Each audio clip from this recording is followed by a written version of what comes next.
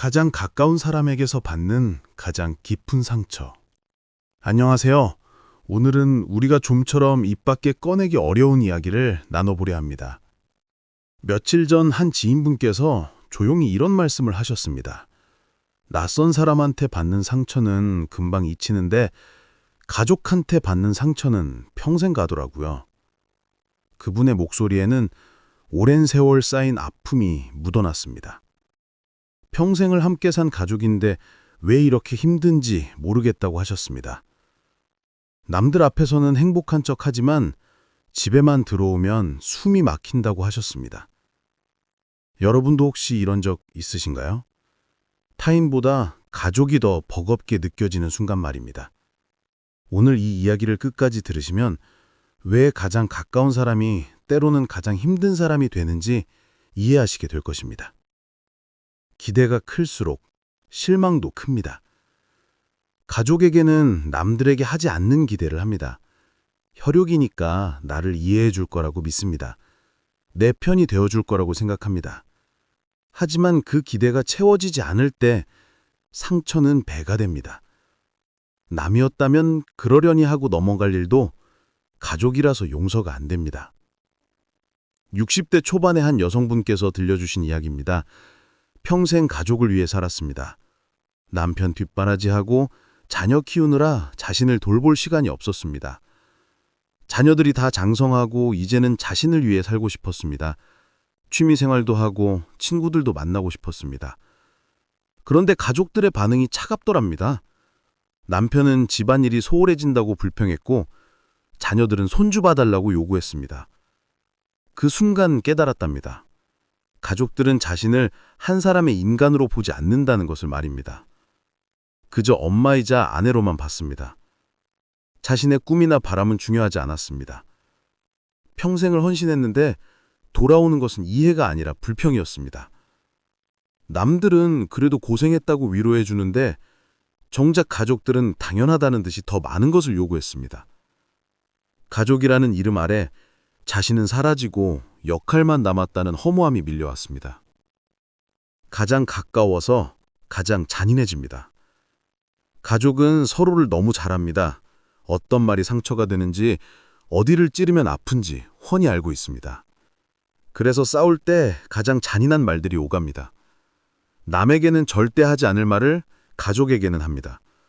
어차피 가족이니까 괜찮을 거라고 착각합니다. 하지만 말에는 되돌릴 수 없는 힘이 있습니다. 50대 후반의 한 남성분께서 겪은 일입니다. 사업이 어려워져서 집안 분위기가 안 좋았습니다. 스트레스가 쌓여있던 어느 날 사소한 일로 아내와 다퉜습니다. 화가 난 김에 평소 참고 있던 말들을 쏟아냈습니다. 아내의 외모부터 시작해서 살림하는 방식, 친정 식구들까지 비난했습니다. 아내도 지지 않고 맞받아쳤습니다. 남편의 무능함을 꼬집고 시댁 식구들을 비난했습니다. 그날의 말다툼은 끝났지만 상처는 남았습니다. 서로 한 말들이 가슴에 못처럼 박혔습니다. 사과를 했지만 이미 엎질러진 물이었습니다.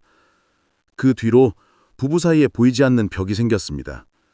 예전처럼 편하게 대하지 못했습니다. 남이었다면 다시는 만나지 않으면 그만이지만 가족은 매일 얼굴을 봐야 합니다. 그 어색함과 불편함을 안고 살아가야 합니다. 가까운 사이일수록 말 조심해야 하는데 오히려 더 함부로 대하는 것이 가족입니다. 이해받지 못하는 고독. 남들은 겉모습만 보고 부러워합니다. 가족이 있어서 좋겠다고 말합니다. 하지만 가족이 있어도 외롭습니다. 아니, 오히려 가족 안에서 느끼는 외로움이 더 깊습니다. 이해받지 못하는 것만큼 힘든 일은 없습니다. 특히 가장 가까운 사람에게 이해받지 못할 때 그 외로움은 견디기 힘듭니다. 60대 중반의 한 남성분께서 들려주신 속마음입니다. 정년퇴직 후 집에서 보내는 시간이 늘었습니다. 40년 넘게 직장 생활을 하다가 갑자기 멈추니 허전했습니다. 자신의 존재 이유를 잃은 것 같았습니다. 이런 마음을 아내에게 털어놓았는데 돌아온 대답이 차가웠습니다. 돈이나 잘 벌어왔으면 이제 좀 쉬지 그러냐는 말이었습니다. 아내는 그의 심리적 공허함을 이해하지 못했습니다. 자녀들에게도 말해봤지만 반응은 비슷했습니다. 그럼 취미생활이라도 하시라며 관심 없이 대답했습니다. 아무도 그의 상실감을 이해하지 못했습니다. 가족들은 그저 건강하고 경제적으로 여유롭게 살면 되는 것 아니냐고 했습니다. 하지만 그는 더 깊은 무언가를 잃었습니다. 정체성과 삶의 의미를 잃었습니다. 가족 중 누구도 그것을 알아주지 않았습니다. 가족이 곁에 있지만 혼자였습니다.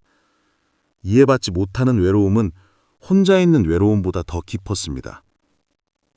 희생은 당연하게 여겨집니다. 가족을 위한 희생은 당연하게 받아들여집니다. 고마워하는 사람이 없습니다. 그저 해야 할 일을 한 것뿐이라고 생각합니다. 특히 부모 세대는 자식을 위해 모든 것을 포기했지만 자식들은 그것을 모릅니다. 알아도 크게 감사하지 않습니다. 부모니까 당연하다고 여깁니다. 50대 중반의 한 어머니께서 들려주신 서운함입니다. 자녀들 대학 보내고 결혼시키느라 평생 모은 돈을 다 썼습니다. 자신이 하고 싶었던 것들을 다 포기했습니다. 여행도 가고 싶었고 사업도 해보고 싶었지만 모두 미뤘습니다. 자녀들이 먼저라고 생각했습니다. 이제는 자녀들이 다 성공해서 잘 살고 있습니다. 하지만 자녀들은 자기 힘으로 이룬 것처럼 말합니다. 부모의 희생은 기억하지 않습니다. 명절에 용돈 조금 주면 그것으로 다 갚은 줄 압니다. 어머니의 청춘과 꿈을 희생한 것은 생각하지 않습니다. 그저 부모니까 당연히 그래야 한다고 생각합니다.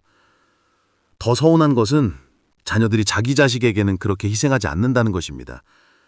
자신의 삶도 중요하다며 부모에게 육아를 맡깁니다. 세대가 달라졌다고 합니다. 그 말을 들으며 자신의 희생이 무가치했다는 생각이 들었습니다. 각자의 삶을 산다는 거리감. 자녀들이 장성하면 자연스럽게 거리가 생깁니다. 각자의 가정을 꾸리고 각자의 삶을 살아갑니다. 이해는 하지만 섭섭합니다. 어릴 때는 그렇게 엄마 아빠만 찾더니 이제는 연락도 드문합니다. 명절이나 생일 때야 겨우 얼굴을 봅니다. 평생 자녀 중심으로 살았는데 이제 자신은 자녀들 인생의 주변인이 되었습니다. 60대 후반의 한 남성분께서 들려주신 쓸쓸함입니다. 자녀들이 해외에 나가 살고 있습니다. 1년에 한 번 보기도 힘듭니다. 영상통화로 가끔 얼굴을 보지만 5분도 채 못하고 끊깁니다. 자녀들은 바쁩니다. 일도 바쁘고 육아도 바쁩니다. 부모와 통화할 시간이 없습니다. 이해는 하지만 외롭습니다. 손주들 얼굴도 영상으로만 봅니다. 할아버지가 누군지도 잘 모를 것입니다. 친구들은 손주 자랑을 합니다. 매일 봐준다고 힘들다곤 하지만 표정은 행복해 보입니다. 부럽습니다. 자신은 그런 행복도 없습니다. 자녀들이 잘 살고 있으니 감사해야 하는데 마음 한편이 허전합니다. 평생 자녀를 위해 살았는데 이제 자신은 자녀들에게 필요 없는 존재가 된 것 같습니다. 명절에 귀성하는 것도 부담스러워하는 것 같습니다. 가족인데 서먹합니다. 가까운 사이였는데 이제는 남처럼 조심스럽습니다. 배우자와의 권태. 수십 년을 함께 산 부부도 권태기를 겪습니다. 아니, 오래 살수록 권태는 깊어집니다. 더 이상 할 말이 없습니다. 새로울 것도 없습니다. 그저 습관처럼 함께 살 뿐입니다. 사랑보다는 의무감으로 유지되는 관계입니다. 남들은 부러워하지만 당사자들은 답답합니다. 50대 후반의 한 부부 이야기입니다. 30년을 함께 살았습니다. 이제 자녀들도 다 독립하고 둘만 남았습니다. 남들은 이제 좋을 때라고 하는데 현실은 다릅니다. 하루 종일 함께 있으니 답답합니다. 남편은 퇴직 후 집에만 있습니다. 아내는 남편이 집에 있는 것이 불편합니다. 자기 시간이 없습니다. 남편도 아내가 잔소리하는 것이 싫습니다. 대화가 없습니다.